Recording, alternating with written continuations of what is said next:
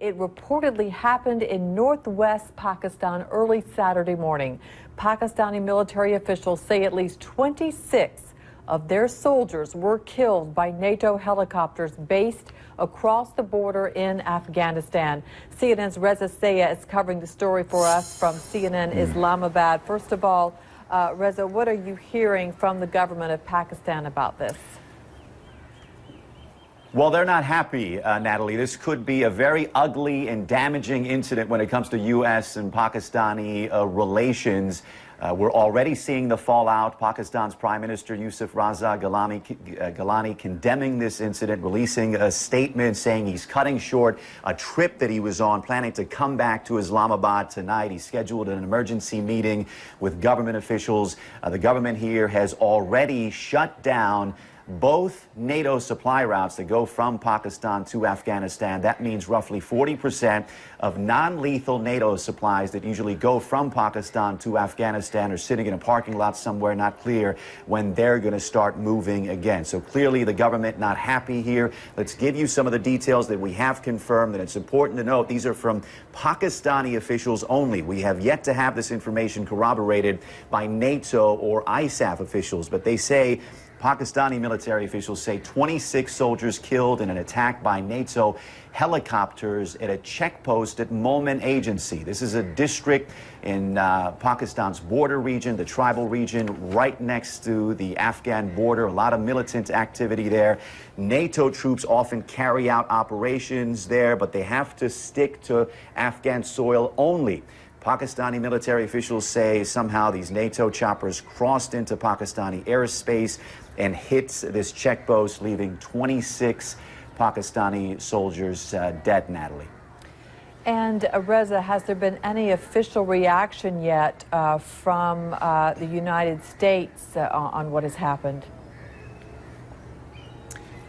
We did in the past couple of hours get a statement from the U.S. Embassy. Not a lot of details in the embassy, from the embassy in this statement. It was from the ambassador, Cameron Munter. It was conciliatory, but without confirming the details. The statement read, "I regret the loss of life of any Pakistani servicemen and pledge that the United States will work closely with Pakistan to investigate this incident." So it's a statement, again, that's conciliatory, but doesn't corroborate the account that we're getting from Pakistani military officials. But certainly this is a matter that's serious enough that U.S. officials, NATO officials are taking a very close look at it, and it's certainly an incident that could heighten tensions in an already fragile relationship between Islamabad and Washington. Absolutely comes at a really difficult time.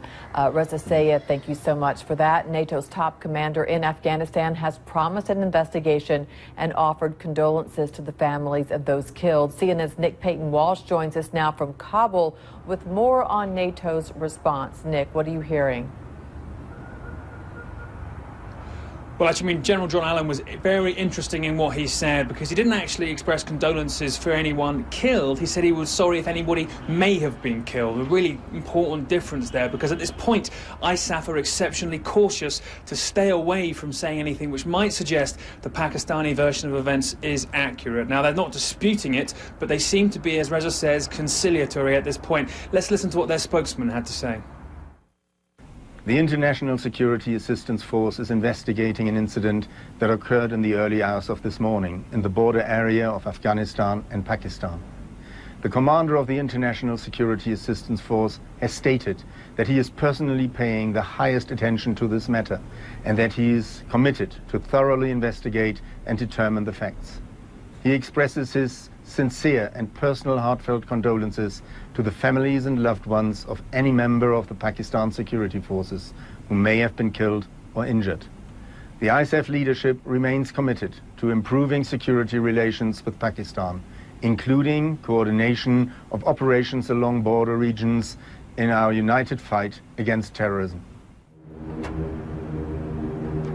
That's important to remember what a complicated, messy at times area this is. Many American troops I've spent time with there are never sure really where Afghanistan ends and Pakistan begins on this poorly delineated border. An operation we understand from Afghan border police officials going on the Afghan side of that border near where this incident took place on the Pakistani side to try and root out Taliban. Not necessarily at this point linked to the incident in Pakistan, but perhaps an indication of how violent and volatile things are there. But certainly there's suspicions on both sides. American troops never quite sure whether the fire they're getting is coming from inside Pakistan or from insurgents on the Afghan side of the border, and deeply suspicious of the Pakistani military on the other side, whereas the Pakistani military themselves often considering at this point that the Americans aren't doing enough sometimes to stop insurgents from the Afghan side attacking Pakistani troops. So deep animosity on both sides of the border, and an incident like this with an enormous loss of life, according to Pakistani officials, will do nothing to better that.